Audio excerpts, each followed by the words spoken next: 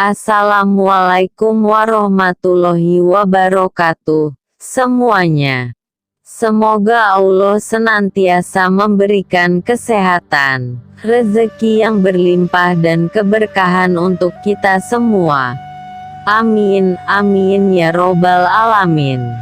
Kisah dan cerita Abu Nawas menolak menjadi kadi atau penghulu. Pada suatu hari ayah Abu Nawas bernama Maulana yang sudah tua dan sakit parah dan akhirnya meninggal dunia di istana. Ayah Abu Nawas adalah seorang kadi kerajaan yang juga menghambakan diri pada baginda Raja Harun al-Rasyid.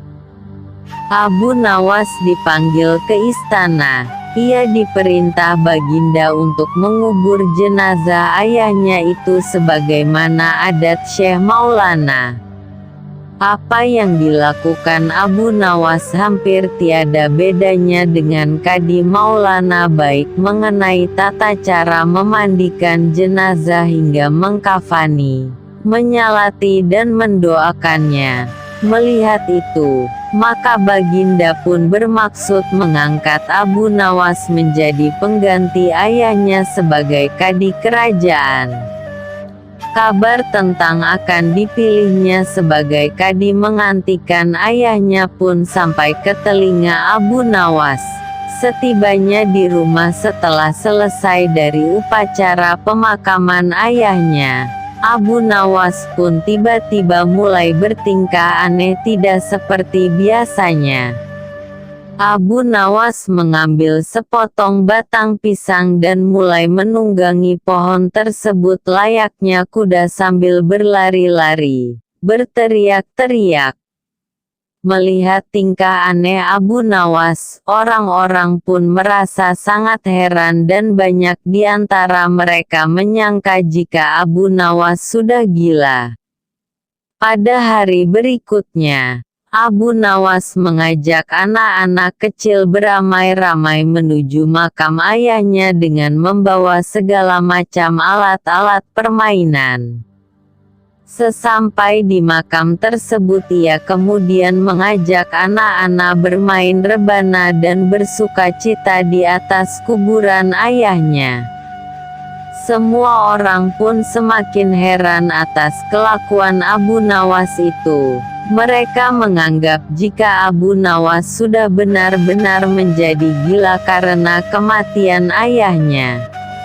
Pada suatu hari ada beberapa orang utusan dari baginda Harun al-Rasyid datang menemui Abu Nawas. Alangkah terkejutnya mereka melihat tingkah Abu Nawas yang sudah berubah. Salah satu dari mereka pun berkata menyampaikan perintah baginda. "Hai Abu Nawas, kami diutus untuk membawamu untuk menghadap ke istana," kata utusan baginda. "Buat apa baginda memanggilku? Aku tidak ada keperluan dengannya," jawab Abu Nawas dengan enteng.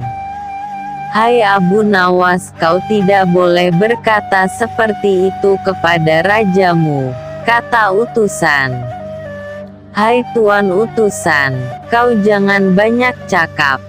Cepat ambil ini kudaku ini dan mandikan di sungai supaya bersih dan segar," kata Abu Nawas sambil menyodorkan sebatang pohon pisang yang dijadikan kuda-kudaan. Para utusan hanya geleng-geleng kepala melihat kelakuan aneh Abu Nawas. "Abu Nawas, kau mau apa tidak menghadap baginda?" kata utusan. "Katakan kepada rajamu, aku sudah tahu maka aku tidak mau," kata Abu Nawas. "Apa maksudnya Abu Nawas?" tanya utusan penasaran. "Sudah pergi sana, bilang saja begitu kepada rajamu," serga Abu Nawas sembari menyaruk pasir debu dan melemparnya ke arah para utusan. Mereka pun segera pergi meninggalkan Abu Nawas dan melaporkan kejadiannya pada baginda raja. Baginda begitu marah mendengar laporan utusan. Kalian bodoh semua, menghadapkan Abu Nawas kemari saja tak bisa. Cepat kembali ke rumah Abu Nawas, bawa dia kemari dengan sukarela ataupun terpaksa. Perintah Baginda. Para utusan pun kembali ke rumah Abu Nawas dengan mengajak beberapa prajurit istana. Mereka kemudian membawa Abu Nawas dengan paksa dan dihadapkan pada Baginda. Namun lagi-lagi di depan Raja Abu Nawas bertingkah aneh bahkan tambah ugal-ugalan, layaknya seorang yang benar-benar sudah gila. Abu Nawas bersikaplah sopan. Tegur Baginda. Ya Baginda, Baginda tahukah Anda? Apa Abu Nawas? Tanya Baginda. Baginda, terasi itu asalnya dari udang. Kurang ajar kau menghinaku Nawas. Kata Baginda marah. Tidak Baginda. Siapa bilang udang berasal dari terasi? Baginda merasa dilecehkan, ia pun naik pitam dan segera memerintah kepada para pengawalnya untuk memukul Abu Nawas sebanyak 25 kali. Abu Nawas akhirnya lemas tak berdaya dipukuli pengawal raja. Usai dipukuli, Baginda, ampun tuanku, sahut penjaga pintu gerbang dengan gemetar. Abu Nawas kemudian berkata, Tuanku, hamba sudah lelah, sudah mau istirahat, tiba-tiba dibawa paksa ke sini. Padahal hamba tiada bersalah. Hamba mohon ganti rugi, sebab jatah waktu istirahat hamba sudah hilang karena panggilan Baginda. Padahal besok hamba harus mencari nafkah. Sejenak Baginda melengak, terkejut atas protes Abu Nawas. Namun tiba-tiba ia tertawa terbahak-bahak. Hahaha, jangan khawatir Abu Nawas, kata Baginda. Baginda kemudian memberikan sekantong dinar kepada Abu Nawas. Abu Nawas pun pulang dengan hati gembira tapi tetap bertingkah seperti orang gila. Pada suatu hari Raja Harun al-Rasyid mengadakan rapat dengan para menterinya mengenai Abu Nawas yang rencananya akan diangkat menjadi kadi kerajaan. Apa pendapat kalian mengenai Abu Nawas yang hendak kuangkat sebagai kadi? Tanya Baginda. Salah satu menteri berkata, melihat keadaan Abu Nawas yang semakin aneh tingkahnya, maka sebaiknya tuanku mengangkat orang lain saja menjadi kadi. Berkata menteri lain, Tuanku, Abu Nawas telah menjadi gila karena itu dia tak layak menjadi kadi. Semua menteri memberikan pendapat yang sama.